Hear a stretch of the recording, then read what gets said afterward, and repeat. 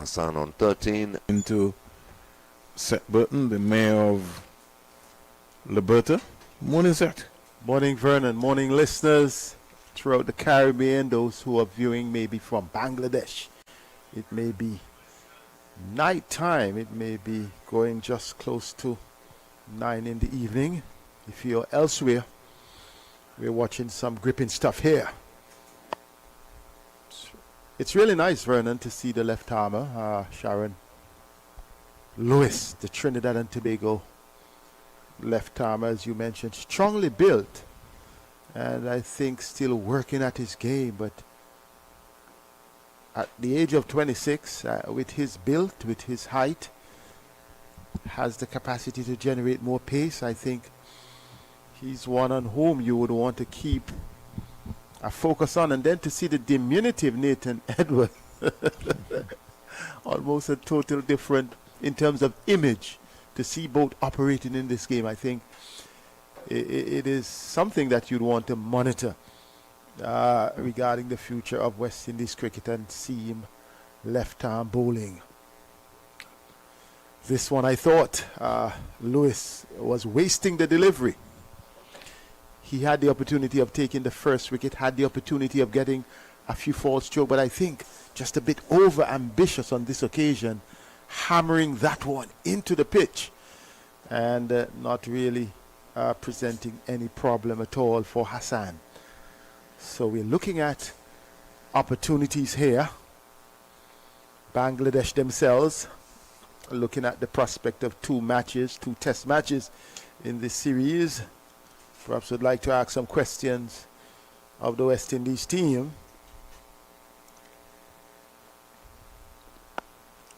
Steered, not fully in control. I thought that one was lifting a bit and controlled in the end, but the batter Hassan thought for a while, Vernon, not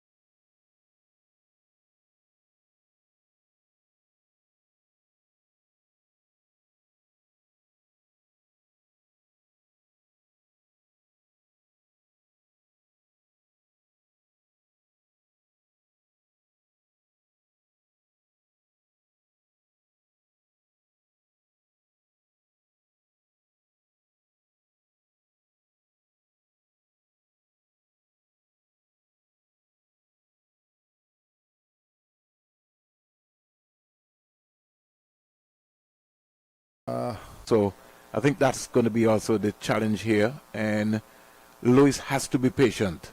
That's what he has to do. He has to be patient, land the ball in the right areas. Oh, and this is a polished shot, but straight to backward point. And you can see here that Hassan is trying. You can see here that Hassan is trying to play a long innings. It's important, the transition that he will make coming from the subcontinent, coming from Asia, coming across. The last outing may have been against Afghanistan, so they want to acclimatize to the wicket. But the question, as you mentioned, the two-pace nature of this track, then when you go up to Saviv, you may get a pitch that is of even pace, but the batters, a pitch that is of even pace, but the batters would need to bat as long as they can.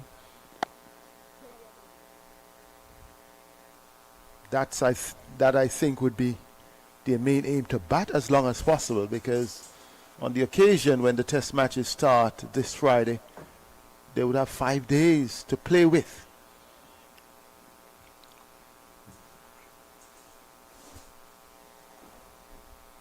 So I think the atmosphere here are relatively cool, overcast.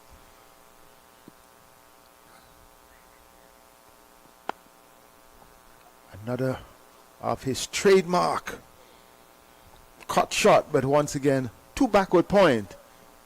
no run on this occasion is a situation where the same result, not really doing what he wished he could have done, not really penetrating the backward point fielder. And I think Vernon, quiet times for Bangladesh at the same time. Good testing period from the left arm fast medium bowler from Trinidad and Tobago. You know, Seth, you could be training in the nets, but there's nothing better than actual, as we would consider it to be, out in the middle, the actual practice session, because in the nets you tend to get carried away.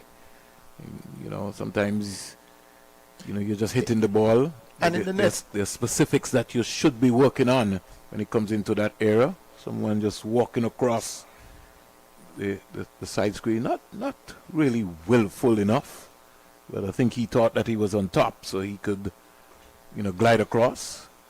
So everything is good in that aspect, and we start with Nathan Edwards set. good direct through.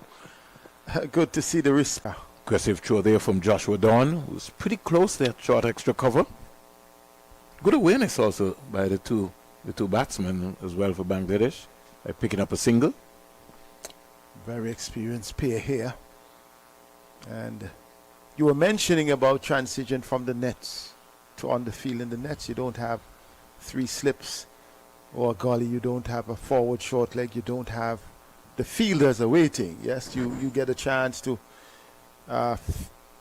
sort yourself out, get the ball in the middle of the bat, get acclimatized to the pace, get your feet moving. But it's a different scenario. Was being offered an opportunity here, transitioning from the white ball version. And I like the spots that he's hitting. His first delivery was bang on target, on stump. His second delivery, yes, went down the leg side, but he's given that opportunity, pick that spot just outside the off stump of the left-hander. And I think he is sticking to it. He has the mid-on and three men on the onside.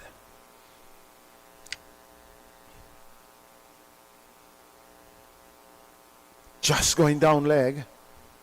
Imlak diving across. I think the scenario, Vernon, may have been that the person who moves may have been moving in the background. We're just referring to that bit of hold up that we saw, and the umpire paying attention to what is happening back of the bowler's arm. Well, you can't fault him. Maybe if it was higher, you would maybe get away with it, but because it's low, because they're also using the backdrop in the chairs on the back there. But that's okay. That's all good. Keeping some people busy. Umpire Bernard Joseph. Good delivery once again from Nathan Edwards. A youngster who has quite a lot of variety. You would have seen him, many of you, for the West Indies under 19 team. Plays for TKR in the CPL. Played also for Empire in the Cool and Smooth. In the Cool and Smooth. So yeah, he's been youngster from St. Martin, but finds his part to play the cricket wherever it is. Yeah, he's been around the block, and I just had to remind myself this morning that he's just 19.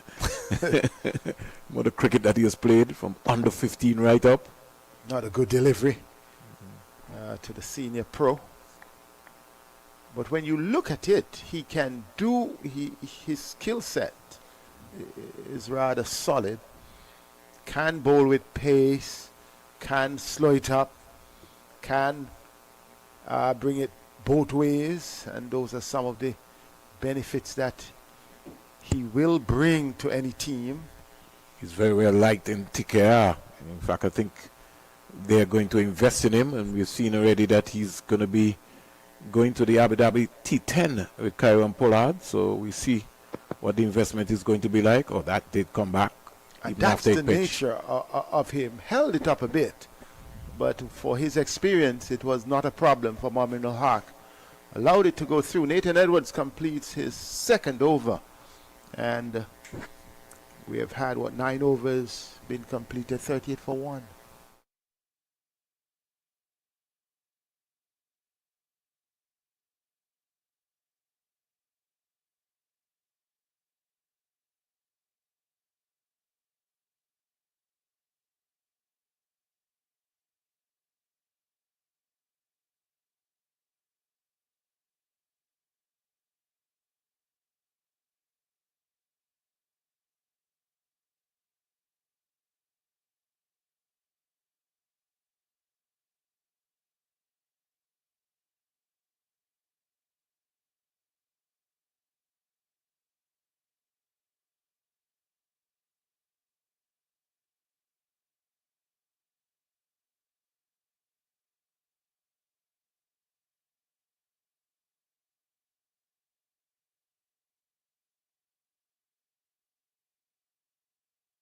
Welcome back to the Coolidge Cricket Ground set.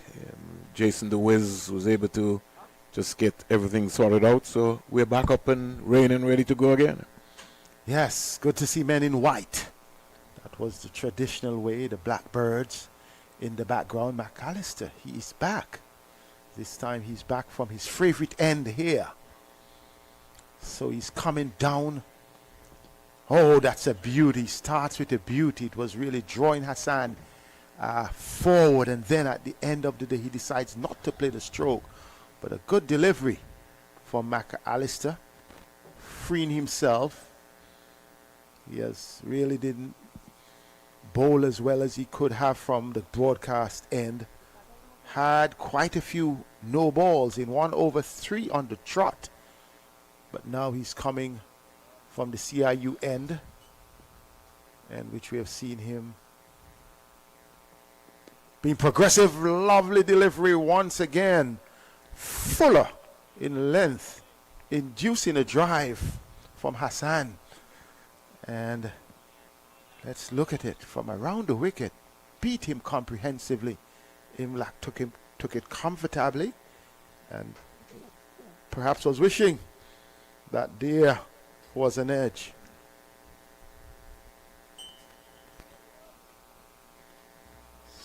So McAllister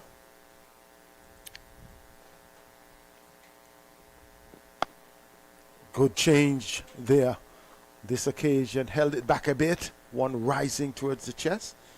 He was able to steer it into the point region. So Hassan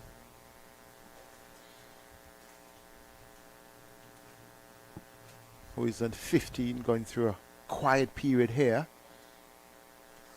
Well, he's been there from the start set. He's batted for some, based on our watch, maybe close to 47 minutes. Yes, and his role would be that once you're there, time will always be important in the context of preparation for Test cricket. The amount of time you spend at the crease, you translate that into the next game. It's not about trying to be ultra aggressive here. But as we look at the West Indies team for the tournament, well, so far they've had 3 pacers, 2 left-armers, and McAllister. Out caught. Another wicket goes down. McAllister Great getting catch. reward. Great catch by Justin Graves, who has demonstrated that he's got a safe pair of hands, pitched up, and he was going hard at it. Once again. Lost his balance more or less this time. Lovely catch.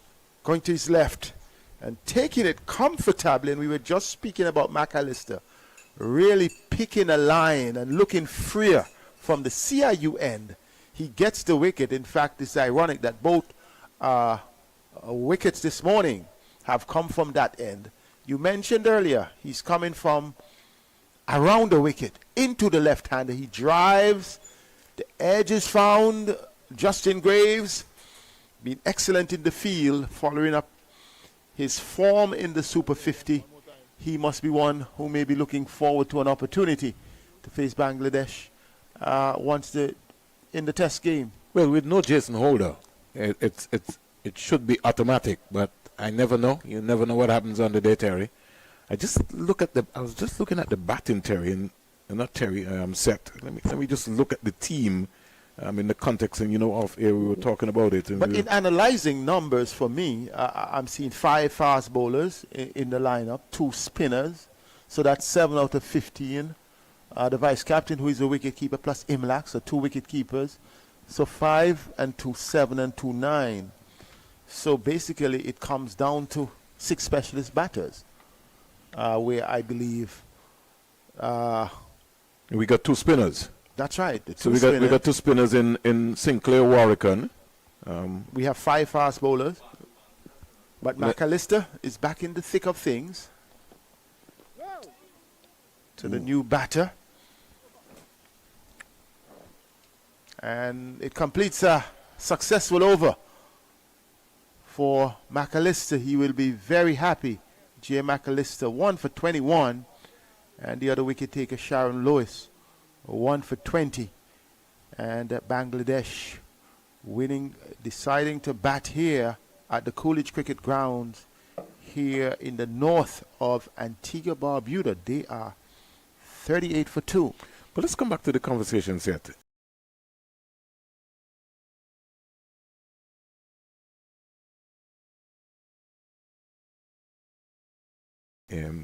The West Indies squad, and it looks as if some searching for another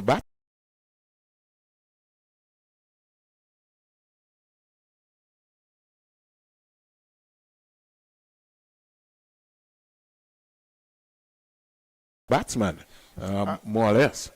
I agree with you. Nathan Edwards over the wicket. And earlier, we were mentioned the left-armers.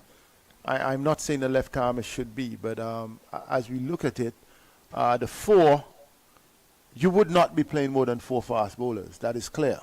And if you're playing 4 fast bowlers, the possibility is that you may only play 1 spinner. And then the wicket-keeper and 5, the wicket-keeper, who naturally would be Joshua De Silva. So that is very clear. Good delivery from Edwards. But also, Terry, if we're playing 3 fast bowlers, there will be Alzari, Shamar, and Jaden Seals based on form. But Justin Graves has demonstrated also that he also can bowl medium pace. But then you have the veteran in Kemar Roach in. I don't see you calling Kemar Roach in a squad but not picking him on the day. So who he to play against? Because the 3 that I just called, he can't play ahead of the 3. We would wait and see. Oh, good delivery, but well played, well steered by Monimul Haq. Getting 2. Monimul is a player of character. I remember the last time Bangladesh was here. He came out to the stadium on a non-practice day and he batted for about an hour and a half just in preparation because he just wanted to excel. Quite a tower of strength for Bangladesh cricket. So we're saying if there are 5 fast bowlers, 4 can play, but you would not play more than 4. Oh, that was a peach of a delivery. The left-armer coming over the wicket to the left-handed batter. Pitched just outside the off-stump and it came back sharply. Look at this from the youngster. Wow. That was a splendid delivery. And Nathan Edwards, he is really using his skills here. The concept that I'm coming up with, Seth, is the track at the Sir Vivian Richards Stadium and how much cricket is being played on the track. That is my major concern. We'd realize that we'd have had a lot more white ball cricket being played at the Sir Vivian Richards Stadium. Oh, this one is driven a bit uppishly. Lewis Fields may have taken a step or 2 in. But I understand the point that you're making, but in the selector's mind, in the team management mind, they may be thinking not necessarily thinking on what has been happening recently. They may be looking back a few games, a few test matches, and they may say, okay, we would have had some good successes against England with our pace. We would have, they may be thinking those sort of ways. And the truth is, the question is, you mentioned the issue of the absence of Jason Holder as an all-rounder, which would naturally give Graves that opportunity. But the issue, Jason Holder is also considered a frontline bowler. So in a team in which Jason Holder plays, and you have 3 other fast bowlers, it would still be considered that you have your 4-prong or your 4 frontline bowlers, which you may not be able to say the same thing with Justin Graves as a frontline bowler. So I believe that the selectors may be leaning towards the 4-man pace attack along with 1 of the 2 spinners. And then, to your point, or the key point, it may then restrict you to 5 specialists batters apart from the wicket keeper. But in this context of this team, Justin Graves will be playing as a batsman. Certainly should play as a batsman. I don't want folks to get it mixed up. He should be playing as a batsman. And for those, another no ball from McAllister. And for those who may be suggesting, Vernon, that McAllister, who may be suggesting that Justin Graves, his runs would have come in white ball cricket, I think it is form. It is natural form that you translate as a good player from one format to the other. And few players would have had the success that he would have had in the tournament. And as you would have mentioned, we have not had any red ball cricket in recent times that would justify someone in his place. But it's McAllister trying to make an impression here. Quick single. Good running. Good rotation of the strike there. Good game awareness.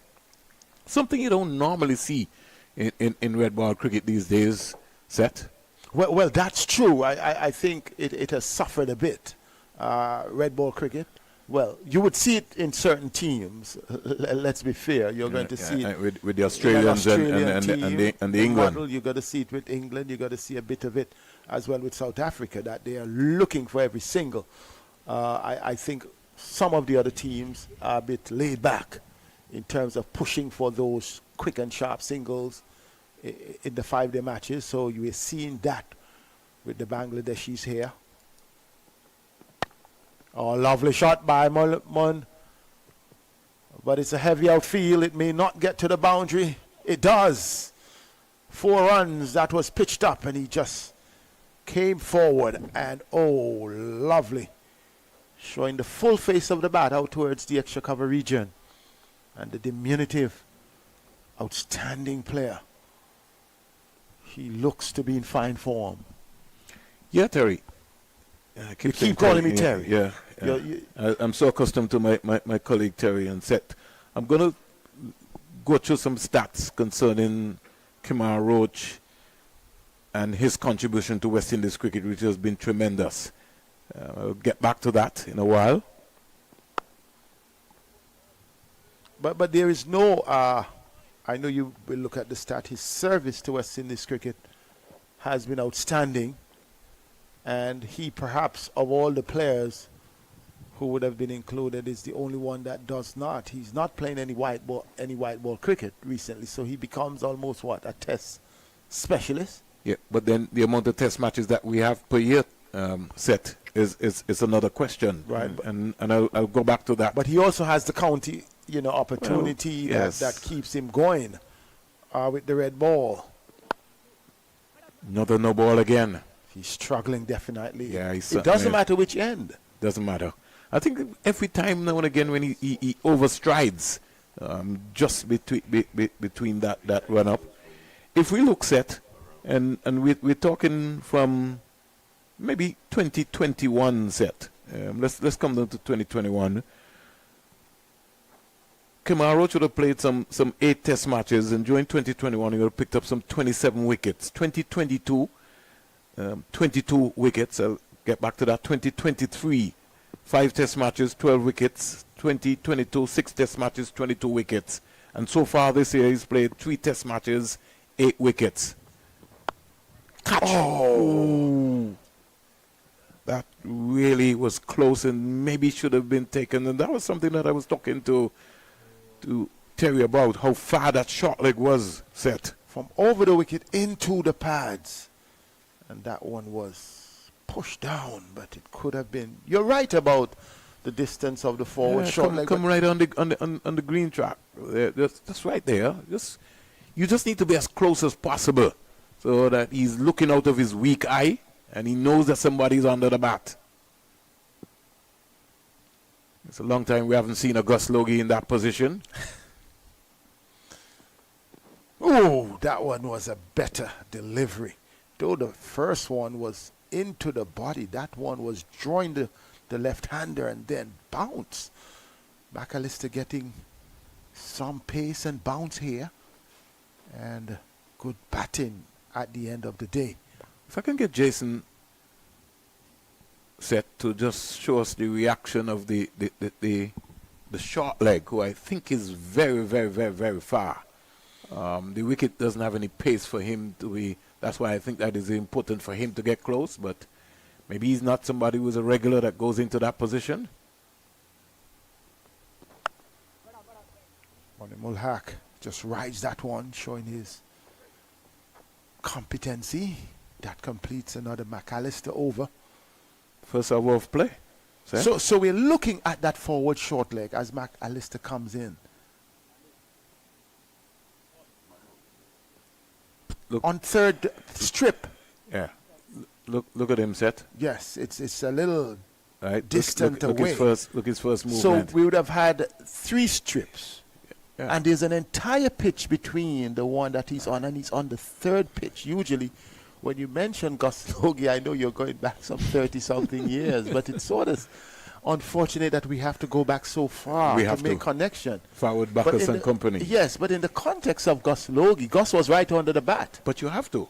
And Gus also, let's be fair, was dear to the Marshalls and the Ambus and the Walsh and the Benjamins. Because it's a psychological mindset to knowing how brilliant he is. So anything, you're going to be under pressure. So we're here breaking for the first hour. Yeah. And the news is that Bangladesh 47 for 2. 47 for 2 of 12 overs. 12 overs in the first hour in this 2-day practice match. But what we're also seeing is good medium fast bowling, good swing bowling from the West Indian bowlers. McAllister, who started, had some problems. In fact, still is having problems with his no ball, but yet he was able to get a wicket. We also saw Sharon Lewis, the left-armer, big, tall, 26-year-old from Trinidad and Tobago, bowling well, good waist swingers, holding his line, also being successful. But we have also seen the diminutive Nathan Edwards, the 19-year-old from St. Martin, really doing well here, bowling well, perhaps being the most accurate of the 3.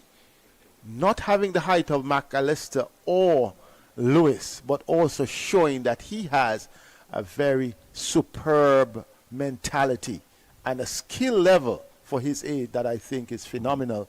And Vernon, I think we have been pretty much happy with the work of the West Indian seamers this morning. Bangladesh, on the other hand, would be saying we should not be losing our 2 openers within the first hour.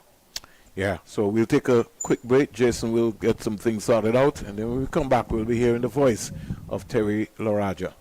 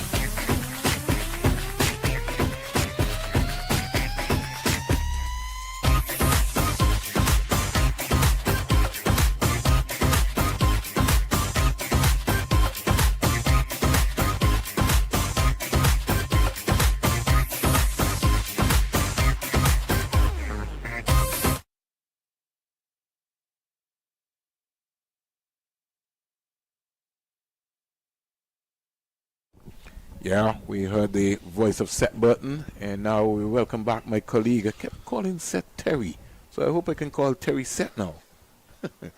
Welcome back, Terry. Thank you, brother. Nathan Edwards starting, Terry. Yes, and he's looked good so far this morning. I think we have to be consistent in terms of, I was impressed with what Seth said about the areas that Nathan Edwards has been bowling. He's been landing the ball into the right area, and that's what you have to do, especially on the tracks in the Caribbean. Definitely. And I think with McAllister too. Once he swapped ends and started coming in from his favoured end, you'd see a complete difference in his bowling. And takes the edge, but Squared him up. did. But he played with nice soft hands, so Yep. it really didn't carry down to the gully fielder in Jordan Johnson. Bounced well short of Johnson.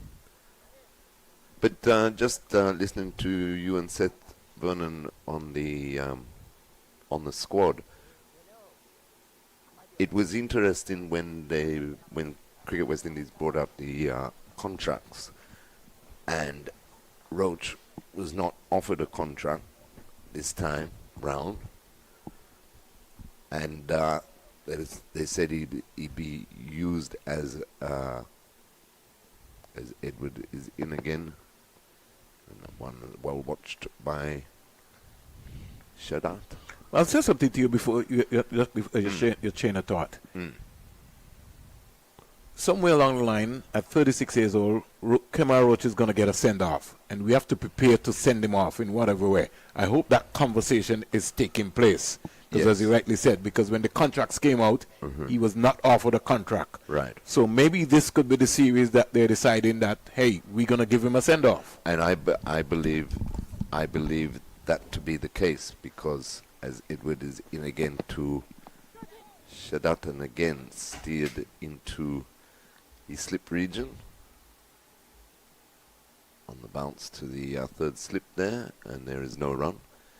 And I believe that that is what they're looking at, and that is why he's in the squad for the Bangladesh Test series. He's had a lot of success against Bangladesh. Of course, he started his career against them also, and he's had a lot of success against them at the Sir Vivian Richards Stadium here in Antigua. And the other thing also is that if he has a successful series, it may not be the case where he retires straight away, but it will get him closer to that 300 wicket mark. And I think that's in the back of his mind, and in the back of the selectors' minds also. But by looking at the squad, and packed with fast bowlers, it's not something that Bangladesh play very well. As Edward is in again to Mominul Haq, bouncer down the leg side through to Imlak to complete the over. So at the end of the over, Bangladesh have moved on to 54-2. And it could, they'll be looking at it as maybe the series as a bowling, it come down to who bowls the best. West Indies struggle against spin. Of course, they've got their spinners in their squad, have Bangladesh. Bangladesh struggle against pace bowling. West Indies have got their pacers in their squad. But having said all that, I agree with you, though, Vernon, and what Seth was saying also, that extra batsman is the batting that has failed the West Indies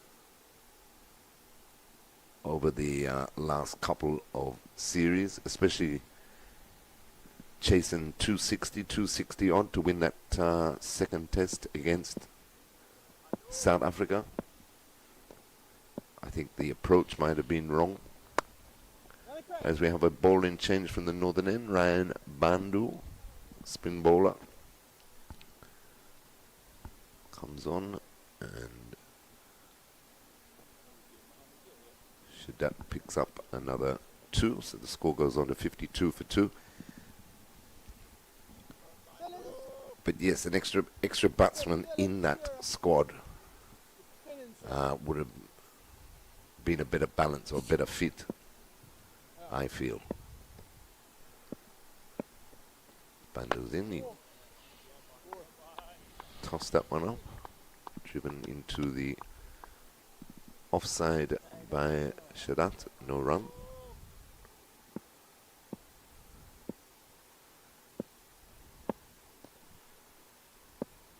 Bandu in again, and that one is cracked through the offside, but just for the single. Fielded there by Kamani Malias. See him back in the mix.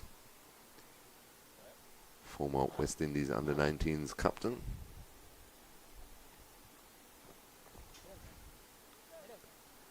But yeah, just to have that extra batsman in though, Vernon, I think that would have been a better balance than 5 fast bowlers.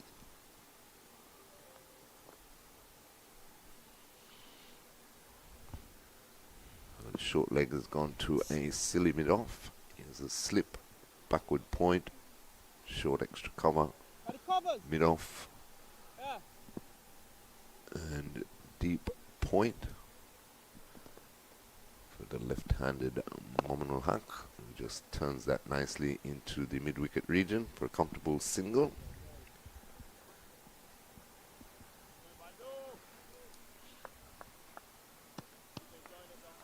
Bandu. See the groundsmen setting up. A bit of rain coming down. Passing shower. Looks that way. Something that has been threatening all day. That's cut nicely through the cover region. It should reach the boundary as Captain Brathwaite gives chase, but to no avail. So 4 good-looking runs there by His length so far in this first over has been offline, really more or less, and with class players, they're going to be able to put that away very quickly.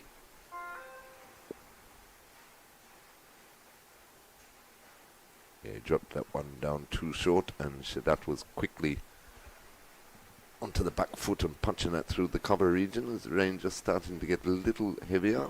I'll continue at the moment.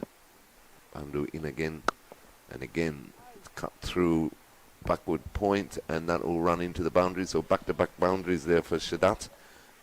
Too short there by young Bandu in his first over. I think the umpires have decided that, are they? It's just a pass in. Mr. O'Geese is saying it's just passing over. But they're calling the ground staff on now. Yeah, there. So we will have a break in play with Bangladesh on 62 for 2 after 14 overs. Shadat is on 15 and Mominul Haq is on 12. So we'll take a more or less a 360 break here at the College Cricket Ground, and we'll come back once the rain has abated.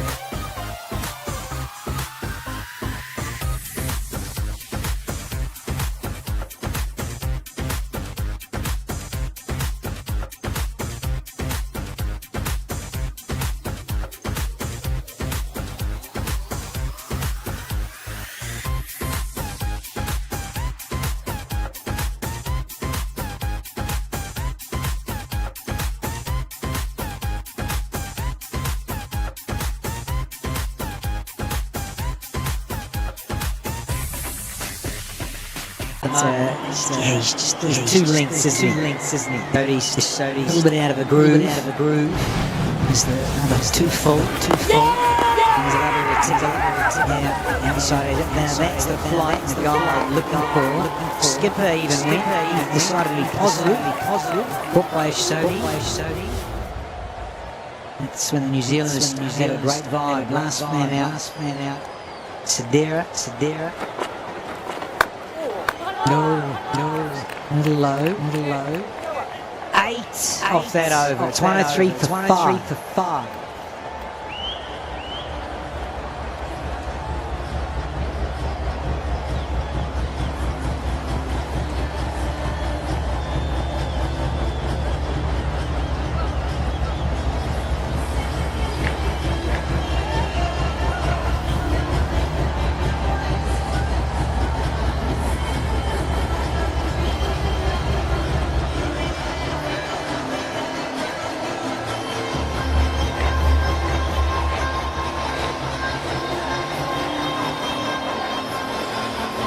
Twenty-three, 41, 46, and 65. It's that little clunk there.